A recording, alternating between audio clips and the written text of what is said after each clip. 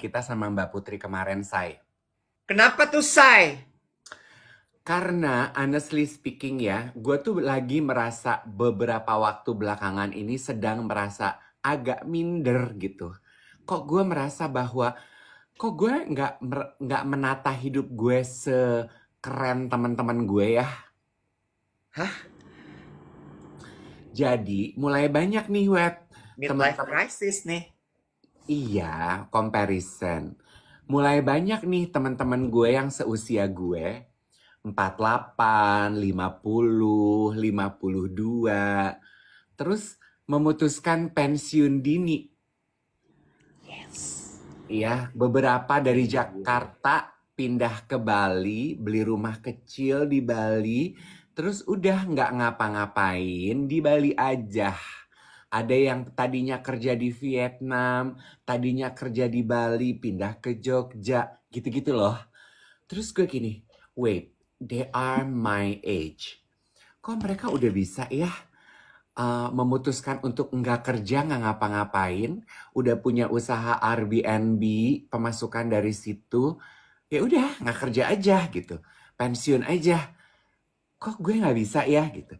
Tapi obrolan dengan Mbak Putri kemarin membebaskan perasaan yang gue alami tersebut. Kenapa? Kan kemarin Mbak Putri bilang, mimpi itu boleh, tapi harus reality check. Mampu apa enggak? Kalau mampu, silahkan. Kalau nggak mampu, ya beda mimpinya yang bisa dilakukan. Jadi gue, ya udah, setelah gue reality check, duit gue nggak ada. Kehidupan gue beda dari teman-teman gue. Tanggung jawab dan beban hidup gue tuh berbeda. Ya udah, gue nggak mau jadi gila mikirin dan membandingkan diri. Bagus.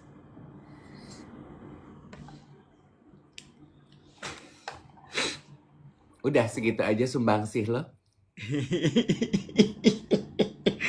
Rupanya topik kemarin tuh kena sama banyak orang banget ya. Iya. Kayaknya dari berapa bulan tuh kita ya siaran pagi. Belum pernah tap mention gue mengenai siaran pagi sebanyak kemarin. Ya, dari belum selesai siaran aja tuh yang mention udah ada gitu. Sampai ke malam. Terakhir teman kita Viren berasa lagi dibacain katanya kemarin. Ya, jadi artinya memang krisis dalam hidup, gue nggak nyebut midlife aja, karena juga ada teman-teman yang lagi quarter life crisis, itu juga merasakan gitu. Terus gue suka sekali kemarin poinnya Mbak Putri adalah yang pertama, midlife crisis, quarter life crisis terjadi karena memang hidup kita lagi nggak nyaman. Ya nggak? Hidup kita lagi nggak nyaman itu apakah memang stres lo lagi tinggi, kerjaan lo lagi sangat luar biasa, bertubi-tubi, gitu kan ya. Terus itu satu. Lalu kemudian yang kedua adalah reality check. Ya, reality check itu menurut gue itu menurut gue adalah apa namanya jangkar untuk sanity lo. Iya. True. Ya. So true. Ya, sanity lo tuh udah lo lihat aja rekening koran lo. Iya. Yes. Ya, Ya. Dan tidak hanya rekening koran, tapi fakta kehidupan lo gitu. Lo iya. tuh mampu nggak sih melakukan apa yang lo inginkan? Iya, iya.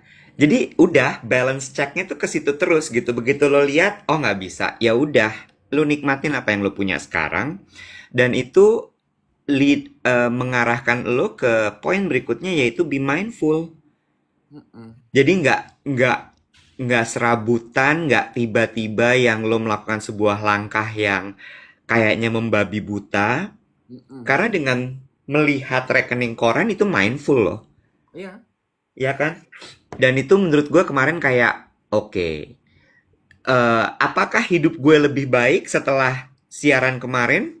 Enggak, nyampe kantor drama juga tetap. Cuma gue berusaha untuk kayak lebih nafas sampai ada tim gue yang duduk di depan ruangan gue bilang gini, ini kenapa sih si bapak hari ini? Dia bilang gitu. Jadi setiap kali gue lewat dia, gue nafas, Bo. Sampai dia bilang ini, gue pengen pulang aja hari ini. Gue pengen pulang aja hari ini. Lu kenapa ngeliat muka gue lu napas? Gue tuh kayak kayak ada signage di jidat gue, inhale. Iya. Dan itu dia tuh duduknya ngebelakangin ruangan gue, lo kebayang nggak? Jadi begitu gue keluar dari ruangan gue nafas tuh kan kayak di lehernya dia ya, Bo. Kayak semburannya tuh berasa gitu di bun-bunannya. Iya. Itu ya reality check dari Mbak Putri yang bilang saat lo menghadapi krisis sebelum lo memutuskan mau melakukan apa, lakukan reality check itu.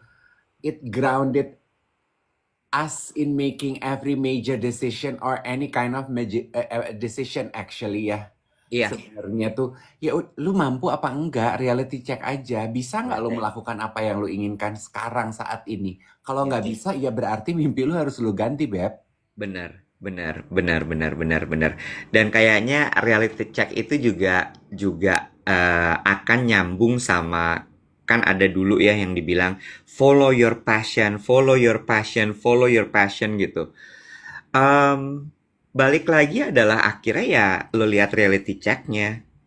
Kalau ternyata ada banyak yang harus lo bayar, then you just have to stay at your job. Cuma kemarin gue ngobrol sama seorang teman. Terus temen gue bilang gini, sebete-betenya lo sama kerjaan lo. Ya balik lagi kan reality check ya. Rekening tabungan lo siap nggak untuk ngidupin lo kalau you are just following your passion? Kalau misalnya ternyata nggak cukup, then lo harus berdamai dengan pekerjaan lo sekarang. Cuma dia juga ngasih tahu cara berdamainya gimana supaya passion lo tetap bisa lo ikutin. Nah, ini nyambung juga sama bukunya Jay Shetty sebenarnya. Ada yang bilang katanya baru mulai baca tuh. Ya, jadi bukunya Jay Shetty itu kan dia bilang dia dulu kerja di bursa efek gitu kalau nggak salah ya, stock exchange lah apalah segala macam gitu. Pokoknya kehidupan yang sangat quote unquote kan agresif, greedy gitu ya kalau stock exchange tuh. Dia nggak suka. Tapi kemudian dia menemukan kesukaan di dalam pekerjaan itu adalah sharing session. Dia sharing his thought, kemudian his wisdom, knowledge segala macam gitu ya. Yang katanya dia dapatkan dari ashram yang dia datangi gitu ya, katanya. Cuma di situ gue belajar gitu bahwa oh iya ya, lo harus menemukan spot-spot yang membuat lo happy di kantor lo. Iya, kan itu juga nyambung dengan obrolannya Dr. Gladys yang gue dengar di podcast. Gak usah pusing mikirin purpose kalau lo belum punya yang terlalu grandeur di depan gitu. Lakukan apa yang ada di depan mata lo aja. Ya. Nanti do it mindfully. Nanti pelan-pelan lo akan menemukan gitu yang jadi panggilan hidup lo. Lo tuh senangnya melakukan apa di dalam hidup lo. Iya. Tadi ada yang nanya spot dalam arti apa, Kak? Iya, jadi find your happy spot tuh maksudnya bukan tempat, tapi kayak pasti ada dalam pekerjaan lo yang membuat lo happy. Apakah misalnya tadi kalau kayak Jay Shetty berbagi sama colleagues-nya. Jadi mereka bikin kalau nggak salah tuh setiap hari tertentu, misalnya Kamis sore gitu ya, hari berbagi gitu. Itu kelompok-kelompok kecil gitu sharing session gitu. Terus dia yang conduct itu, dia yang nge-lead itu gitu. Dan itu membuat dia happy. Sehingga setiap kali dia bekerja tuh dia looking forward untuk hari tersebut. Sambil dia mengerjakan pekerjaan-pekerjaan rutinitasnya dia. Atau mungkin kalau di temen gue sempat cerita nih, kalau di PNG itu mereka kayak ada semacam ekstrakurikuler, Bo. Jadi misalnya nih orang dari departemen sales, tapi dia sangat into woman empowerment issue gitu ya. Terus dia akan bergabung dengan satu klub namanya Anjani, ya kegiatan lah. Dia di Anjani itu akan berkiprah bener-bener yang kayak memikirkan programnya apa, mencari narasumber, membuat acara, memastikan karyawan perempuan datang ke tempat tersebut, ke acara tersebut. Nah, hal-hal seperti itu tuh yang bisa lo cari gitu di kantor lo. Bahkan mungkin lo bisa propose ke kantor lo. Sehingga dari kerudetan lo akan tetap bisa. Lu punya sesuatu that you look forward to. Yes. Jadi lo juga nggak gila, tiba-tiba yang berhenti aja. Well, Mm-mm. I'm speaking to myself. Heeh, lu tuh belakangan lagi begitu banget kayaknya ya. Monolog, Kak. Aku tuh pengen jadi Happy Salma. Monolog ya. Hmm. Mm-mm. Mm-mm. Berhenti aja deh, udah berhenti jualan rokok aja di depan tuh. Nah, tuh ya. Habis itu kan, apakah dia rokok itu bisa menghidupi aku? Belum tentu. Mm.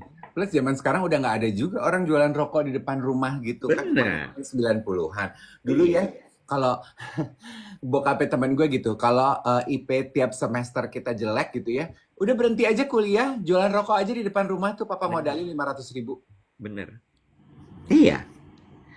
Ada, pasti lo punya gitu hal-hal yang bisa membuat lo happy di kantor atau mungkin side job. Tapi kalau side job juga pastiin gitu bahwa si side job ini jangan jangan lo jadiin sebagai revenue source gitu. Karena kalau jadi revenue source, lo akan tegang sendiri karena wah belum nyampe nih, belum nyampe. Nih ya, itu kayaknya problem hidup kita di negara berkembang ya Iwet ya.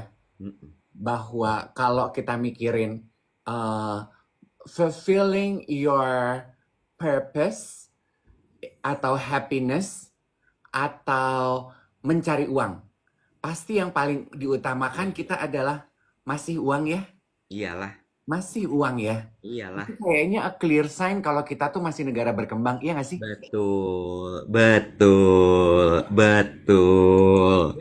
Semuanya tuh masih perut dulu, Iya. masih kebutuhan dasar dulu. Makanya kan kayak karya seni itu sedang berkembang sekarang. Mm-mm. Sementara kalau di luar negeri kan negara-negara maju tuh karya seni udah jadi sesuatu yang komoditi gitu karena memang mereka udah bisa keluar dari kebutuhan dasarnya. Mm-mm. Betul, kata Inga gini, first thing first, kebutuhan manusia itu memang stability. Kalau passionnya belum bisa kasih itu ya nggak apa-apa gitu. Ya. Kayak kemarin kan pasti teman-teman yang suka fashion pasti lagi Kuturwi kan lagi baru mulai tuh di Paris. Terus teman-teman gue banyak membahas mengenai koleksinya Schiaparelli lah gitu ya. Temanya kan, Schiaparelli betul. temanya kan Siapa, surrealis. Bo? Schiaparelli, siapa? Siapa? Schiaparelli, Siapa? siapa? Schiaparelli. Terus aja gitu terus sampai besok. Siapa, Bo?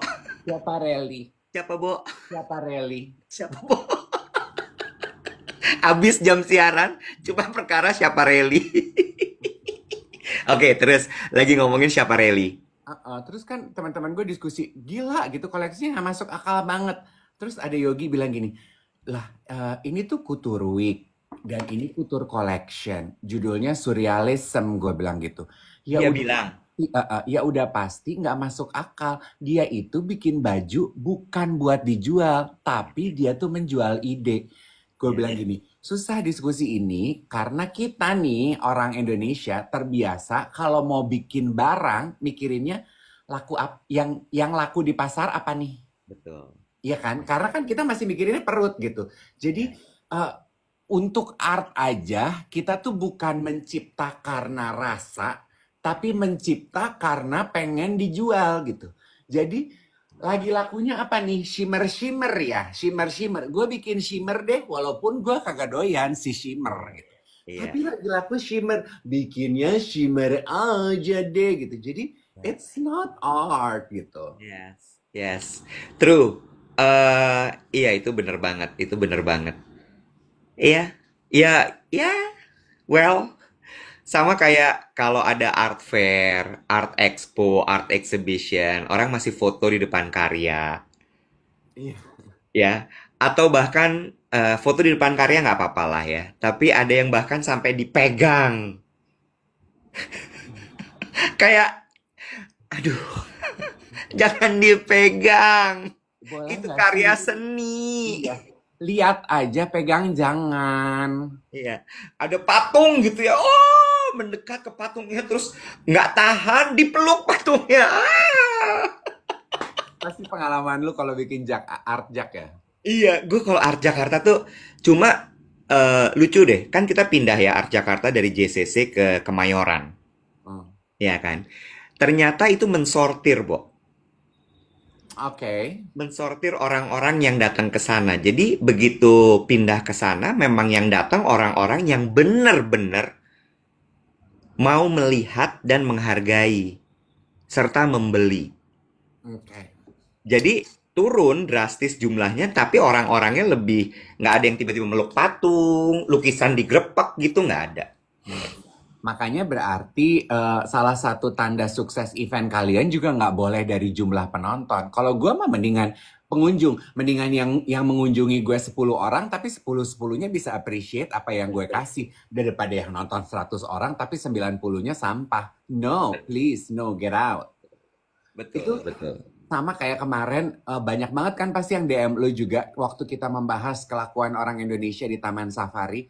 Lu lihat kan potongan videonya itu ada yang berusaha ngasih makan wortel ke kudanil. Begitu kudanilnya buka mulut, dia lempar plastik.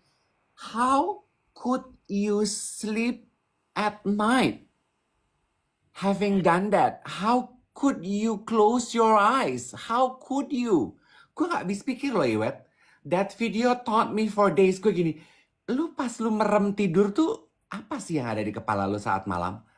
Kok bisa makhluk hidup lu taruh plastik? Lu ketika lu nganga tidur, terus Tuhan taruh plastik, kira-kira lu rasanya apa besok pagi? Gini, Bo, masalahnya adalah ketika dia melek dan hidup pun nggak ada pikiran di dalam kepalanya. Oke, oh, ya udah sih. Jadi, jadi ya dia tidur tenang-tenang aja. Ya, ya, Bet ya. Iya, Pusing gak lo? iya. Gitu. Oh well.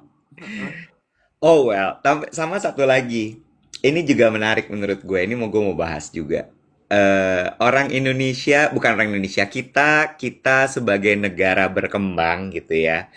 eh ada satu lagi ciri-ciri kita, Bo. Hmm. Kalau lo sedang merasakan sesuatu Mm-mm. gitu ya, lo kesel, lo nggak terima sama sebuah keadaan, lo lagi nggak suka, lagi nggak nyaman, maka seluruh dunia harus tahu. Oh, Mungkin itu manusia, kalau cuma seluruh dunia harus tahu gitu ya. Lo mungkin akan langsung cerita sama teman-teman deket lo gitu ya, peer group lo, atau apa. Cuma ada satu lagi nih, cerita di sosmed. oh, sorry, sebentar sebelum ke situ. Katanya ada yang udah lihat yang ngasih makan kudanil itu foreigner. Oh ya? Ya siapapun itu ya. Iya. Iya. Tapi turis, tour guide yang bawa, orang Indonesia yang bawa harusnya bisa bisa ikut mencegah dong, Nek. Apalagi foreigner. Ih, gue makin kesel loh. Apalagi foreigner ya. Karena menurut gue gini ya, Iwet ya. Karena foreigner, kan lu juga, maaf ya Iwet, loncat sedikit nggak apa-apa ya. Kan lu juga terpapar pasti ya dengan kelakuan turis-turis di Bali tuh yang kelakuannya kurang ajar, yang seruntulan. Lu tau nggak menurut gue kenapa mereka mau melakukan itu? Karena kitanya sendiri sebagai pemilik negara ini tidak turut serta menjaga dan nggak punya sense of belonging yang kuat gitu. Nah, itu bukan tugas gue untuk mengingatkan mereka. Udah gitu. Udah sih, gue cuma pengen ngomong itu aja. Iya. Iya kan, kayaknya mental kita yang kayaknya kalau foreigner itu kita langsung kayaknya, oh, oh, it's money, gue harus sembah lo, lo pasti bener, gue takut ngomong sama lo. No, this is our country, our rules. We need to tell them what to do, what can be done. Bo, kita tuh dijajah 3,5 abad, ya mentalnya pasti begitulah. Oh, Ngelihat orang yang kulitnya lebih putih, lo akan langsung kayak berasa lo lebih rendah dari dia. Lo ngelihat orang yang matanya biru, berasa lo kayak, oh gue tuh nggak ada apa-apanya dibanding dia.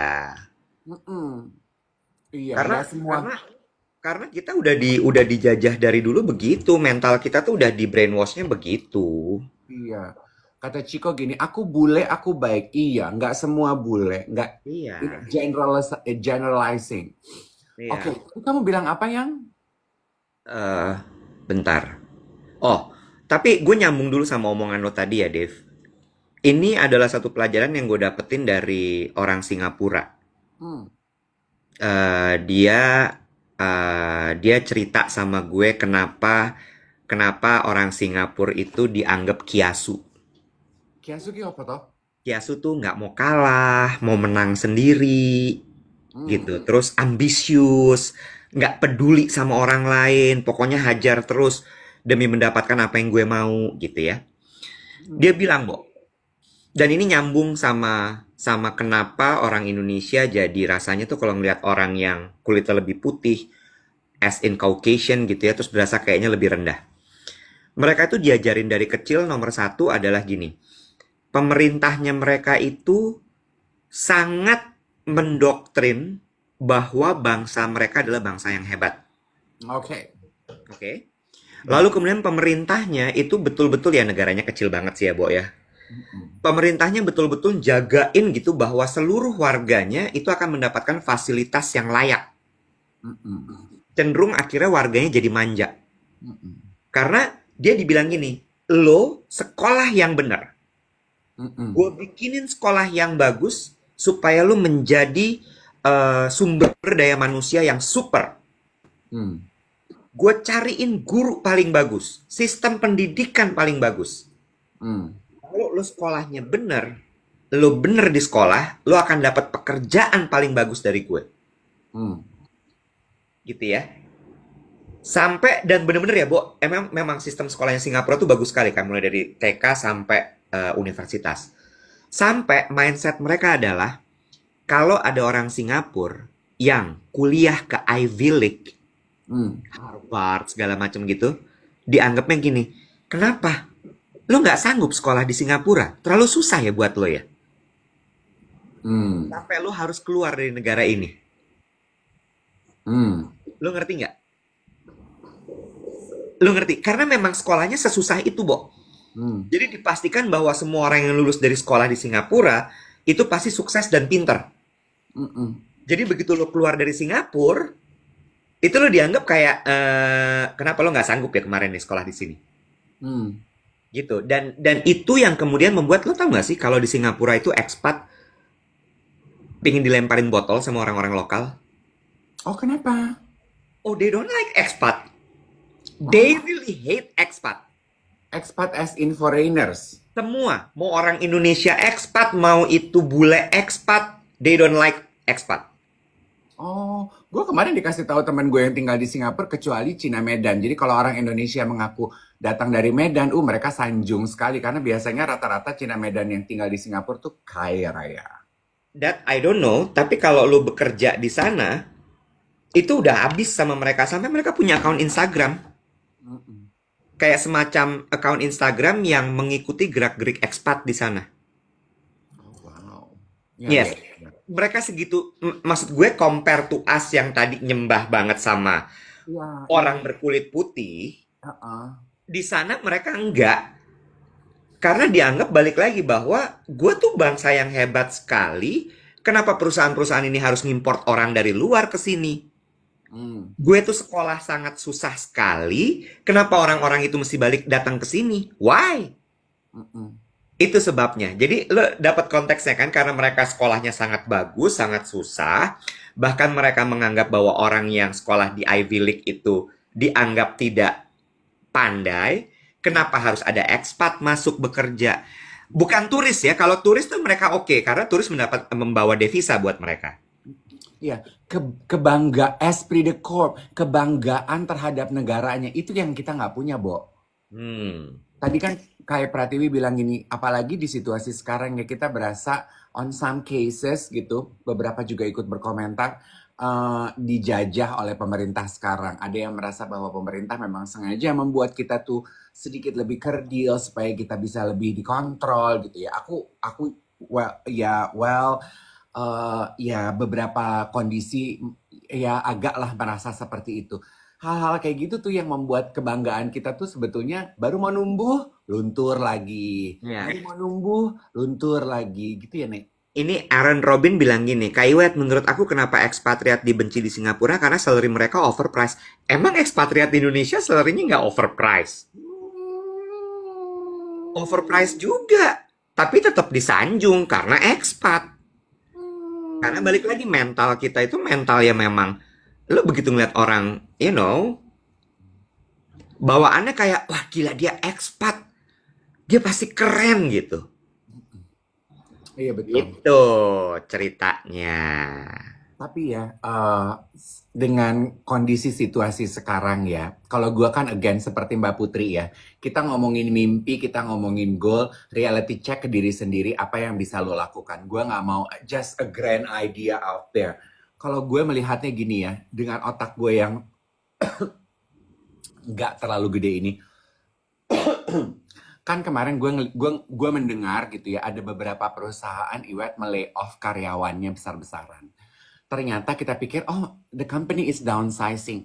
Ternyata enggak, Nek. Mereka mengganti karyawan Indonesia mereka dengan tenaga dari luar negeri karena dinilai jauh lebih efisien. Terus jadi kemarin pada hari Minggu saat terus teman gue bilang gini, lu perhatiin deh kalau lu duduk ke mall sekarang. Lu perhatiin, banyak banget tenan-tenan apartemen sekarang kalau lu duduk di mall, isi orang Jakarta tuh lagi banyak banget nih expat. Lu lihat deh, lu perhatiin. Jadi kemarin waktu hari Minggu gue nungguin ponakan gue pelayanan di gereja, kan ada spare time bengong tuh. Gue duduk di Jeko, gue ngeliatin isi mall ini kokas. Kok banyak loh expat yang tenaga kerja luar negeri yang saat ini tinggal di Jakarta. The point of the story for me adalah kita ya sebagai orang Indonesia harus udah benar-benar this is a wake up call. Harus benar-benar you need to buff up your skill. Kerja itu harus efisien. Lo benar-benar harus give it always 100%. Kalau kita selalu dibandingkan sama negara yang kata adik gue kan property agent ya. Ini juga salah satu sharing session yang dia lakukan gitu di kantornya dia. Iya, Bo, tenaga kerja Indonesia itu banyakan breaknya. Break makan siang, break apa tuh roken nanti break telepon ke rumah, break ini break itu, libur kita, urusan keluarga, ya dibandingkan sama tenaga kerja luar negeri mah yang sangat efisien jauh. Jadi gue pikir oke, kita sudah waktunya banget nggak sih Wet bagi kita kalau kita if we want to salvage ourselves and also has a contribution on this country and in our life. But, yuk, yang bener yuk. Lu senyum-senyum aja, Botak. Enggak. Ya, pinginnya sih juga gitu, Dave. Tapi kenyataannya kayak 2.400 nih yang nonton. Yang mudeng paling cuma 2.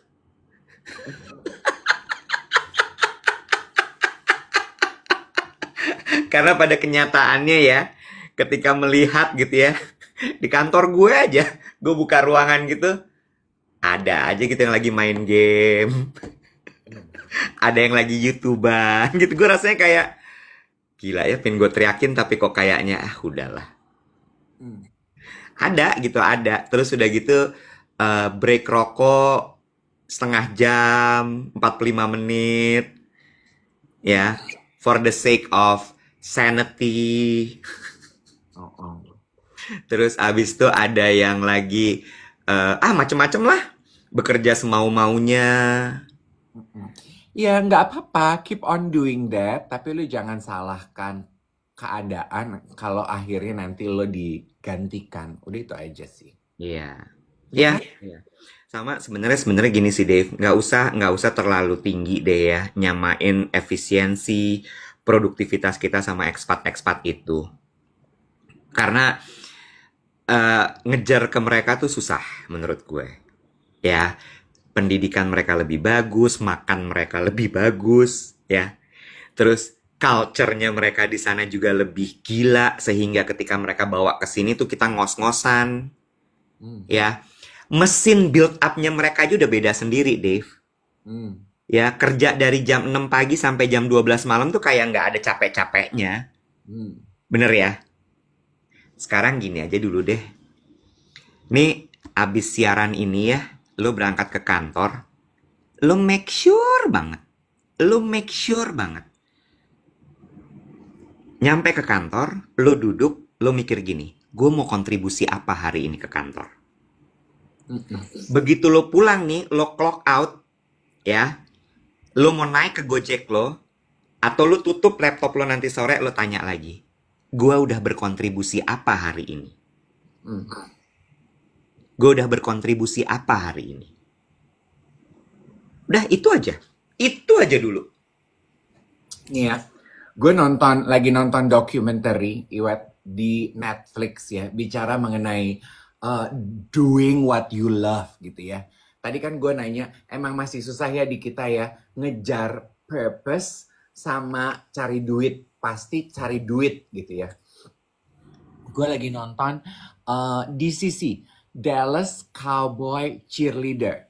Ya, Ini limited series di Netflix.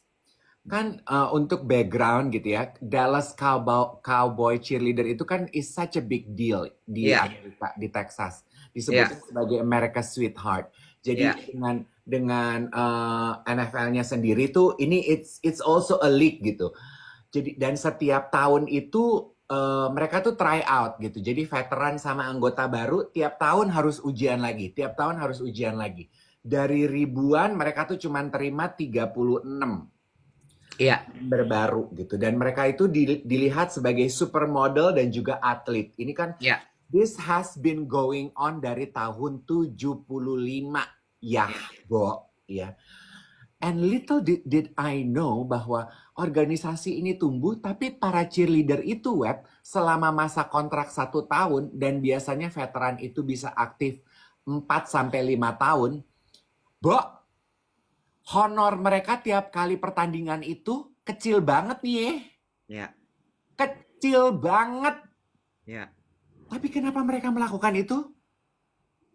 Satu, judul dokumenternya DCC, Dallas Cowboy Cheerleader. Why do they do that? Satu, it gives them a sense of purpose, memang panggilan hidupnya, dan mereka melakukan itu melihatnya sebagai kontribusi kebanggaan dia. Ada semangat patriotisme. Ini adalah kontribusi gue nih dalam hidup gue terhadap negara yang gue banggakan. Sama, mereka menganggap si DCC ini sebagai platform Iwet masuk ke dalam komunitas. Gue mungkin cuma digaji, awalnya cuma $15, Bo, per game. $15. Kontribusi, mungkin dapatnya cuma sedikit gitu ya. Makanya rata-rata mereka tuh punya day job gitu. Ada yang guru, ada yang dokter, ada yang ini, ada yang nurse, ada yang itu, ada yang ini. Malamnya mereka latihan terus jadi di sisi selama kontrak 1 tahun. Tapi abis itu mereka punya platform gitu. Yes, kebanggaannya sama kayak masuk Paskibra. Itu platform komunitas itu yang mengelevate hidup mereka, memberikan rasa percaya diri bahwa they suddenly walk tall in life karena knowing bahwa gue punya kontribusi, I belong to something. Dan buat gue sedikit orang kita ya Wet ya yang walk tall in life karena mereka tahu gue ini punya kontribusi dalam hidup gue sendiri, hidup orang lain, dan hidup orang di sekitar gue. Iya kan? Cuman paling 2% Dave Heeh. yang mikir kayak gitu. Ya, Cuman 2%. heeh. Iya, Teman-teman nonton deh di Netflix gratis. iya. Emang beda sih ya, maksud gue kayak itu tuh emang udah mental juara, tau nggak lo, orang-orang kayak gitu tuh. Mm-mm. Itu tuh mental juara, tau nggak lo. Kayak maksud gue gini ya, dulu gue inget banget mau masuk Paskibraka, bukan cuman Paskibra ya, Paskibraka. Gue setuju sama yang lo bilang bahwa ketika lo udah menyandang gelar PPI, Purna Paskibraka Indonesia, itu lo punya sesuatu di sini lo. Mm-mm. Gue tuh anak PPI, gue tuh anak Purna Paskibraka. Kenapa? Karena masuknya susah banget, Bo. Mm. Masuknya tuh sesusah satu ya. Lo untuk bisa ikut tes aja lo harus ranking. Mm-mm. Karena mereka tahu bahwa lo akan meninggalkan pelajaran lo cukup sering. Mm-mm. Ya, jadi dari situ dulu tuh, lo udah disortir. Abis itu tes lo fisik all the way. Push up, lari, sprint, dijemur, berdiri. Fisik aja udah. Dan satu lagi, dipilih mukanya lo. Mm-mm. Mereka itu adalah orang-orang anak-anak Indonesia yang ganteng dan cantik. Dengan otak yang luar biasa dan fisik yang super. Mm-mm. Jadi ketika dia keluar, Purna Paskibraka Indonesia tuh rasanya emang kayak gue super gitu Mm-mm. ya. Jadi walking tall yang lo bilang tadi Mm-mm. ya. Dan apalagi kalau udah sampai istana, wah kalau udah sampai istana tuh gila. Mm-mm. Itu super cantik pasti. Mm-mm. Itu ya. Terus Abang None, Mm. iya kan? Walaupun kesannya kayak beauty pageant, susah Mm-mm. loh. Karena lu duta pariwisata sebenarnya. Oh, Abang None tuh duta pariwisata ya sebenarnya jabatannya ya. Iya, mereka duta wisatanya DKI Jakarta, walaupun mereka kemudian tugas sehari-harinya banyak kayak ushering gubernur gitu ya. Hmm. Tapi mereka harus punya kiprah dan ketika mereka punya title Apnon itu mereka harus berkiprah di lokasinya masing-masing. Mm-mm.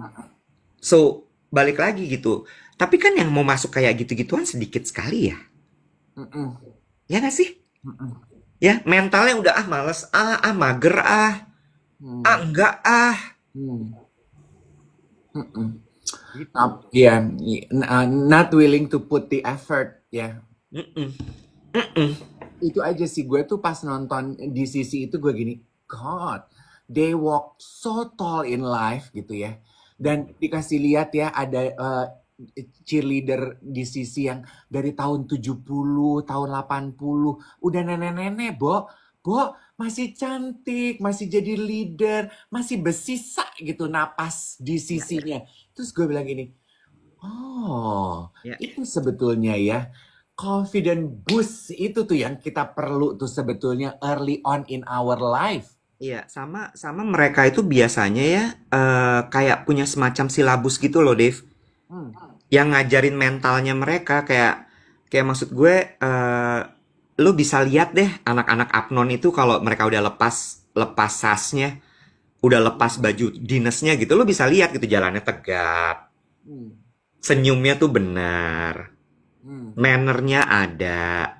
Iya, kelihatan kok dari cara mereka membawakan diri kayak lu aja kan walaupun lu udah nggak berambut, gue bisa. Lu noni tahun berapa, Nek? Si manis di mata Ancol gue kebetulan.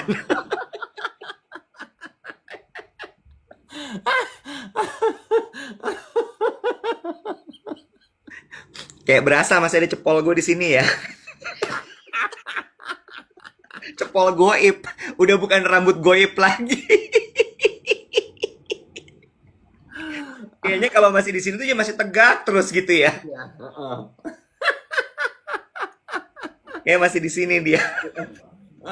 Aduh. Makanya tuh cepol kalau noni taruhnya di sini, bukan di sini. Kalau di sini tuh gini. Dan di sini biarnya tegak. Lo tau gak kenapa di sini? Kenapa? Biar siluetnya dari samping memanjangnya ke atas, bukan ke belakang. Ke Banci-banci atasnya. siluet. Apa? Banci-banci siluet. Oh, enggak. Cuma balik lagi ya gitulah mental juara itu sih, Bo. Nggak bener-bener cuman 1%, 2% di Indonesia yang punya mental juara seperti itu. Betul. Itu juga yang I instill to my keponakan ya Iwat ya. Kayak satu Iya. Emma. Emma itu kan juga ngincer dan senang sekali seleksi Paskibra. Dia nggak lolos di provinsi. She is so heartbroken. Tapi yang gue bilang sama dia adalah, tapi Emma, above all else, yang kamu cari itu adalah we want you to feel belong and feel good about doing something in a certain community. Iya. Oke, dia bilang itu. Jadi kalau gitu aku akan terus ikut dalam organisasinya nggak apa-apa. Ya memang itu tujuannya, Em. Iya. Terus, terus, Bo, dengan dia memberanikan diri untuk ikut seleksi aja menurut gue itu udah acung jempol gue. Hmm. Karena susah banget, Dave. Iya, and it change her loh. Banget, Itu yang gue bisa lihat. It banget, change her. It banget, change her. banget. Bahkan mereka kadang-kadang sebelum sebelum itu kan ada training center gitu ya. Kayak training center tuh lo kayak nyicipin Hmm. latihannya kayak apa sih, hidupnya kayak apa. Wah, Bo, keras banget. Bangun jam 4 pagi, lu disuruh mandi pakai air dingin. Hmm. Dan mandinya baris, Mali. Mm-mm. Jam 5 tuh habis ibadah lo udah sarapan makan telur rebus. Jam 5 pagi telur rebus. Sama bubur kacang ijo sama minum susu bubuk diaduk pakai air panas. Ya Allah. Lu tuh anak gue tuh nggak nyangka lah kalau lu anak paskibra, say. Lu paskibra, Bo. Paskibra banget. Tugasnya apa tuh di paskibra? Kenapa emang? Lu pengen tahu aja, lu pembawa bendera, Ya pembawa dong, pembawa bendera perempuan. Nah, itu, Bo. Pasukan 9 yang bawa bendera sama ngelilingin sama pengerek, itu lebih pilihan lagi. oh, lu Gue bawa mah apa? pengiring-pengiring aja. Bawa baki, bawa galon, apa bawa apa? Gue kebetulan bawa tongkat bulu bambu. Tetap, ngomongin paskibra ya, gue pernah ceritakan di podcast Mm-mm.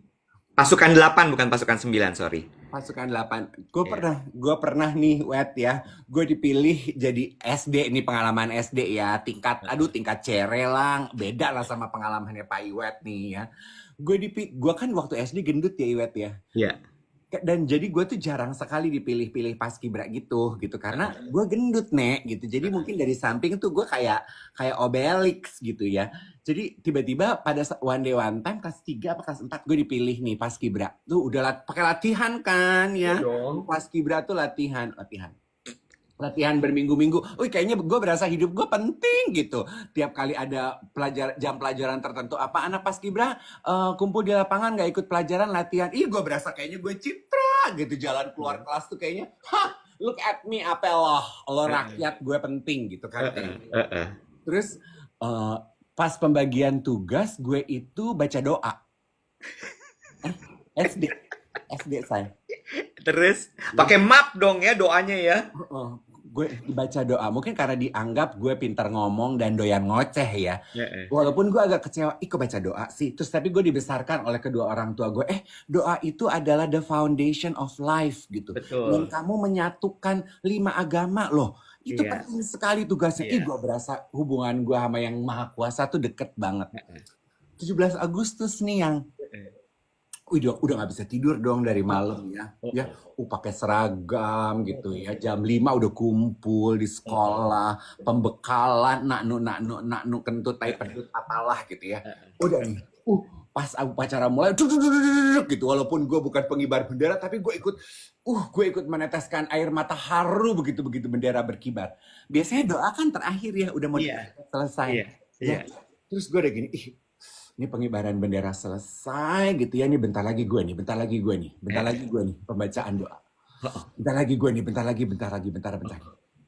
kok dilewatin, nggak ada pembacaan.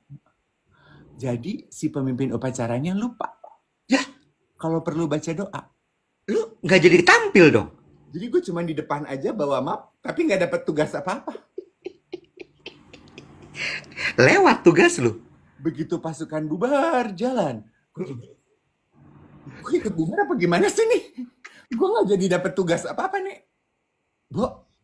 Jadi gue latihan seminggu, gue udah pakai seragam, gue ngeceng di depan, ya semua teman-teman gue udah ngeliat gue di situ dan semua tahu gue baca doa, gue nggak dapat tugas. Nggak jadi. Nggak jadi. Menurut lo, gue makin jadi bulan-bulanan apa enggak? David, nggak apa-apa ya, karena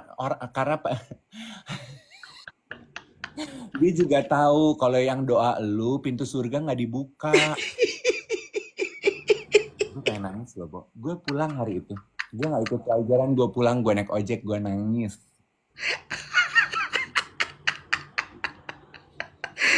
Gurunya nggak ada kata apa-apa.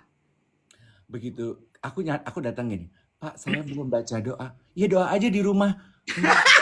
Bukan Pak, saya tuh paskibra baca doa, tugas saya. Astagfirullah, kita belum baca doa. Belum Pak. Udah bubar. Padahal udah latihan tuh ya. Udah latihan. Jadi, udah ya. Itu tuh luka trauma tuh kalau lu nyebut paskibra di gue, lu woktol gitu. Kalau gue paskibra tuh pedut lah di gue.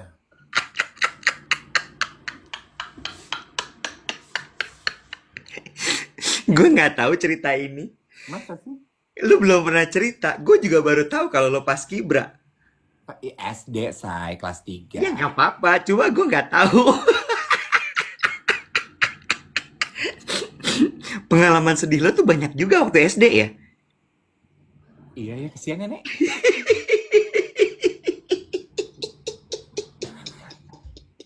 Supaya lu inget-inget ya, next time lu mau jahat sama gue, yakin lu mau cek kodam gue. Gue tuh udah gak punya kodam, say. Kodam gue udah gue gadaikan dari kecil. Bahkan kodamnya pun meninggalkan dia. Terlalu sedih hidupnya. Makanya lu tuh suka kesel kali kalau nggak tampil ya, Bo ya?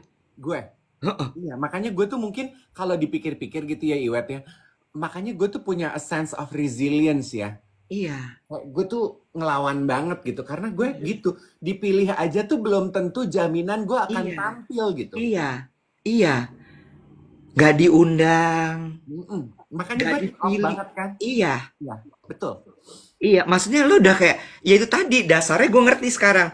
Ini gue di depan aja. Gue udah berdiri pakai seragam. Iya. Kagak jadi. Heeh. Kalau sekarang tuh kayak gue udah siaran pagi TikTok tiap pagi. Heeh. Gue udah viewers TikTok video gue MM-an. Iya. Masih kagak diundang. Iya. Kok bisa sih gitu ya? Itu tuh Iya. nyolek luka trauma gue. Ah, Hancur ya.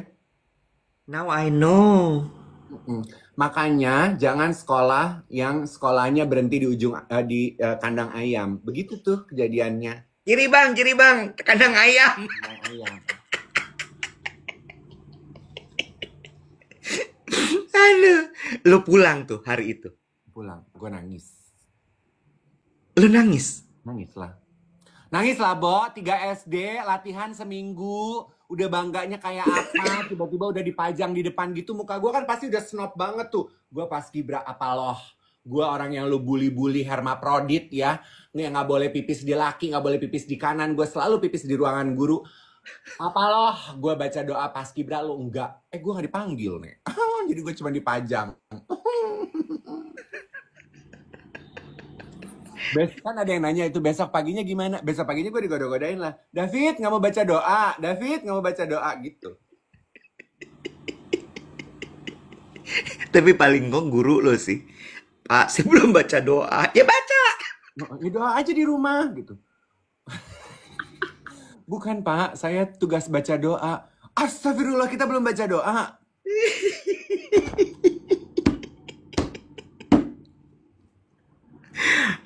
Harus ada yang dihukum sih itu. Ya, Bo. Ya, Bo, ya. Aduh. Teman-teman hari ini mau ngapain? Jangan lupa baca doa ya. Belum, masih 10 menit. Apa-apaan lo? Gue mau bilang begini. At least dari pengalaman hari itu, gue tuh nggak akan pernah lupa baca doa, Wet. Untuk kehidupan gue pribadi. Ngerti nggak lo? Ya, iya. Kalau dulu Moral of the story ya. kalau dulu tuh ya mami papi gue gitu ya, udah berdoa belum? Lah berarti gue, iya berdoa aja pakai diingetin please ya gitu. Ya. Per hari itu gue gini, gue tahu sakit hatinya nggak jadi baca doa tuh kayak apa. Jadi gue per hari itu gue ngapa-ngapain tuh belum disuruh baca doa gue dah.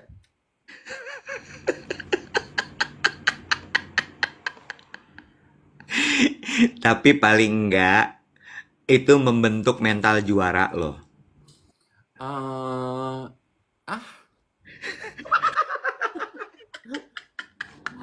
Karena nggak semua orang loh kuat menerima hal-hal seperti itu. Ya lu lihat aja gue sekarang teglek begini. By the way ya, soal cerita ini. Lu tuh kan mengalami kejadian-kejadian tidak enak dalam hidup lu udah sering sekali ya. Kenapa emang? Lu udah denger lagunya Done belum sih? Donna apa Done sih? Bacanya.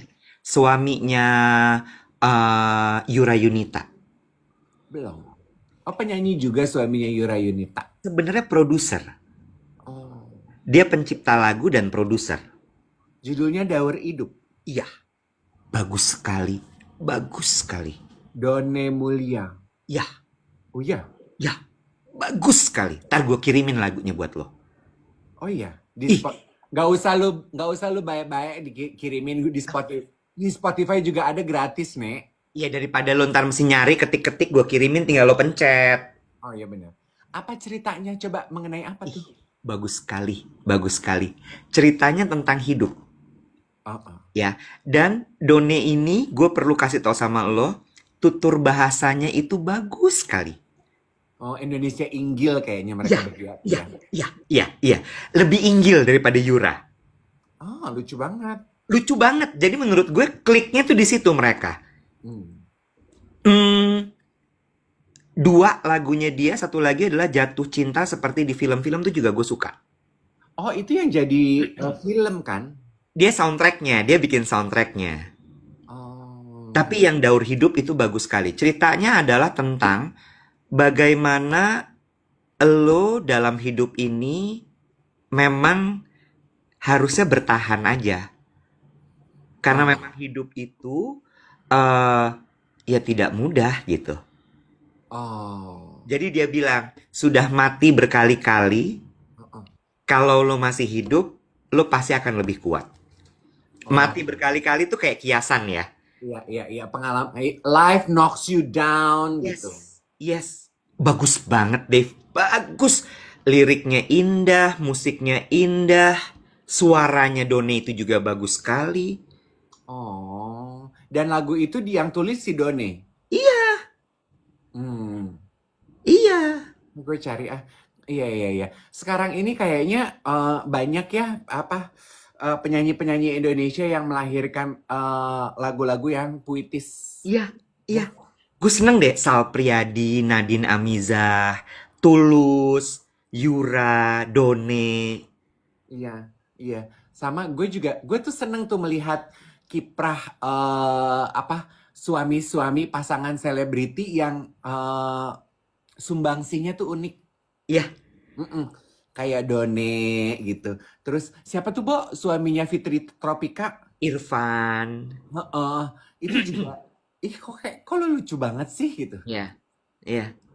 Bener, bener. Setuju gue. Bagus, bagus banget. Lo harus dengerin. Oh ya, abis ini deh gue cari si Done itu. Dan itu single atau album? Album. Oh, album. Satu album endol-endol. Endol. Iya. Iya, iya, iya. Sal Priadi kan gue udah pernah wawancara tuh. Katanya Bunga Matahari juga katanya enak tuh. Iya, sama ada satu lagi siapa ya? Bilal Indrajaya. Itu juga bagus. Bilal Indrajaya. Ih, bagus sekali. Hmm. Jago deh. Gue dengerin itu kayak Dalam gila. Kalau mau lagu-lagu happy-happy tuh Lale Ilman Nino gitu. Oh, itu kan ini kan, Ran kan? Enggak, mereka kolaborasi tuh. Lale kan Malik and Essential. Oh. Lale Ilman tuh Malik, terus Nino tuh Ran. Tapi mereka kayaknya waktu pandemi deh. Mereka iseng-iseng bikin lagu gitu, lagunya meledak. Bagus. Oh, oke. Satu-satu ya. Nanti gue lupa. Iya, Done dulu aja. Done nanti gue kirimin ke lo. Iya, Daur Hidup ini ya. Ih, bagus banget. Lo pasti langsung beresonansi sama lagu itu. Dan kayaknya situasinya pas ya, Iwet ya. Iya, iya. Situasinya dengan kondisi sekarang ini tuh pas ya. Maksudnya ya udahlah ya, seperti sudah sering kita akui bahwa pandemi itu this pandemic knocks a lot of people down.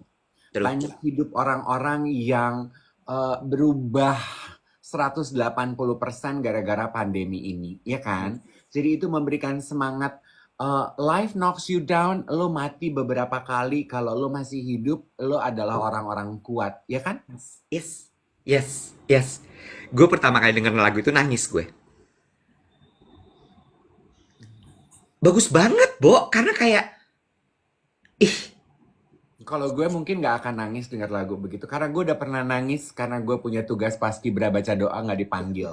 Jadi buat gue, lagunya Done itu 1 dibandingin 1000 ya, rasa sakit hati aku. Puncaknya itu udah lewat. nothing beat that bitch. Tapi itu gong sih. Udah tugas, udah pakai seragam, udah dipajang, dilewat. Barijang tadinya papi gue mau ke sekolah, mau foto-foto. Gue tuh tadi bilang, gak usah pap, gak usah rekaman. Aku malah makin digodain. Mau nonton tadinya ya, tugas nih, gitu ya. Lu tuh tahu gak sih kalau kalau Instagram itu bisa teleponan? Tahu, Oh lu tahu ya? tahu. Kok lu bisa tahu sih? Lah kan ada logonya, tinggal dipencet. Iya loh, bisa voice call, bisa video call. Iya, emang lu baru tahu? Baru tahu gue. Lu pakai buat apa tuh voice call sama video call ini?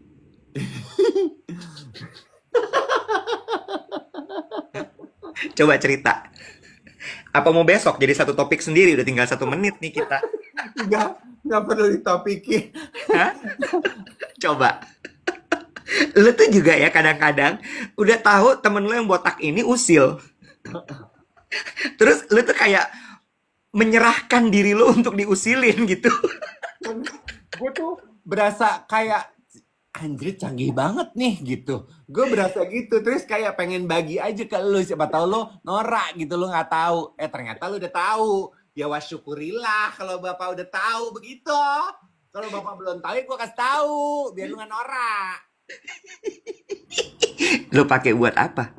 Ya, pakai buat teleponan. Masa buat ngulek sambal. Ame sape?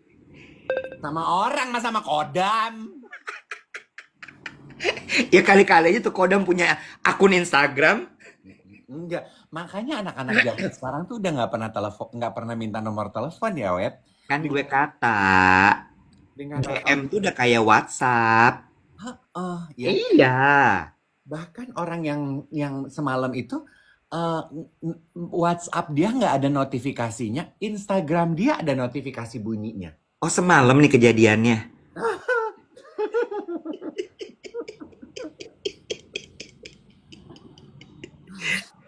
Hah? Udah pindah platform loh, udah nggak Tinder lagi. Udah mulai masuk ke Instagram lo sekarang. Enggak, kan lu tata-tataannya kita kenal di Tinder, baru pindah ke Instagram. Lu gimana sih? Oh iya bener. Oh Tinder dulu tetep. Udah pindah ke Instagram nih.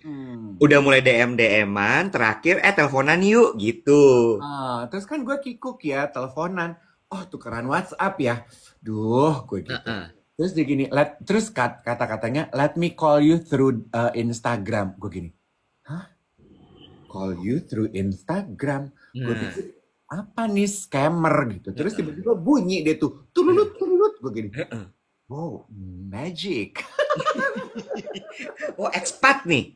Apa anak Jaksel ngomongnya ke Menggris? Kapan lo mau ketemuan? Gue tanya coba.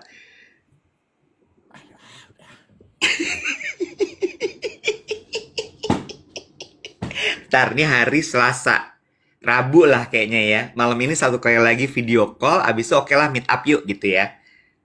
Gitu ya? Iya. Lo gue nanya. Daur hidupnya begitu ya? Ya nggak tahu.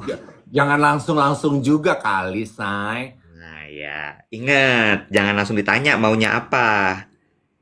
Enggak, gue mah begitu ketemu langsung gue tanya, kamu kodamnya apa? Enggak. Kamu udah cek kodam belum? Kalau saya adanya Igli lo, najis. lalu menggiring ke arah situ. Ingat, sebulan dulu, abis itu baru lo tanya, I think I am interested in you. Aduh, jangan bebani gue dengan beban-beban seperti itu. Udah mengalir aja boleh nggak? Heran. Gue tuh cuma pengen sharing sama lo. Kalau Instagram bisa teleponan, bahkan bisa video call. Udah itu aja. Dia ngamuk. Do not burden me. Ih. Oke guys. Kita pamit ya. Besok kita balik lagi jam 7 sampai jam 8. Jangan lupa untuk berdoa dulu hari ini teman-teman. Karena belum tentu walaupun udah dipajang di depan pakai seragam bawa map doa, dipakai doanya. Jadi berdoalah untuk diri sendiri.